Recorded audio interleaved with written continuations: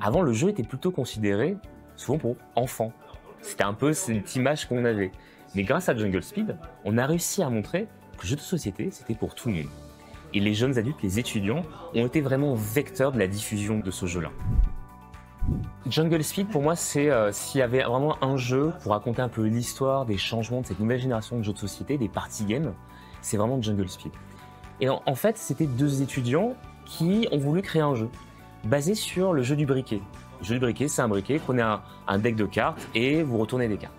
Très simple, c'est un jeu qu'on joue au lycée, un classique. Et ils ont voulu en fait le twister et le retravailler. Ils ont fait ça eux-mêmes. C'est-à-dire qu'ils ont inventé, ils ont créé, ils n'étaient pas, on va dire, auteurs de jeux initialement, parce que le métier n'existait pas dans les années 90, c'était vraiment très très rare. Et dans les années 90, ils ont créé ça. Ils ont voulu avoir un objet iconique, c'est le totem. Ils ont créé toute une histoire avec la tribu des Aboulous, c'était le Speedopotamie, c'était toute une tribu, ils ont créé un faux pays, on va dire une histoire, tout un lore autour de Jungle Speed. Et ils ont fait eux-mêmes tout. Ils faisaient imprimer les cartes chez un imprimeur, ils les coupaient eux-mêmes dans une machine, une énorme machine en bois qu'ils ont fait eux-mêmes pour couper les planches de cartes. Et cette machine-là, ils faisaient eux-mêmes les tas de cartes qu'ils rassemblaient. Et les sacs, ils allaient chercher des tissus sur Paris pour faire les sacs. Et les totems étaient peints.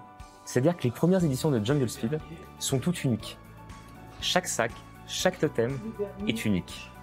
C'est des éditions très rares. Alors si vous en avez chez vous, faut vraiment la garder. C'est extrêmement rare. Ils ont fait ça tout seuls.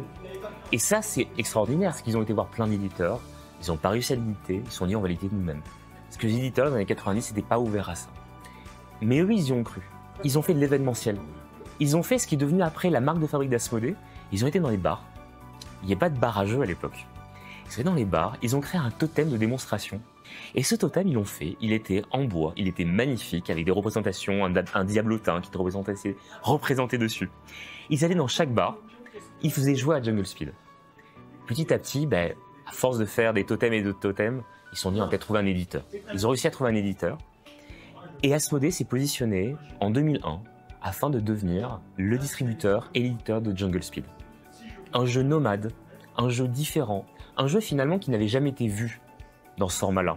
Un jeu qu'on pouvait mettre dans son backpack.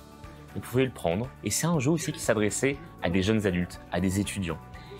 Le bouche à oreille, la démonstration, les salons sur lesquels Asmodée était présent avec Jungle Speed, c'est ça qui a fait la force du jeu et qui a permis de démontrer le jeu et d'en faire un jeu qui est devenu iconique.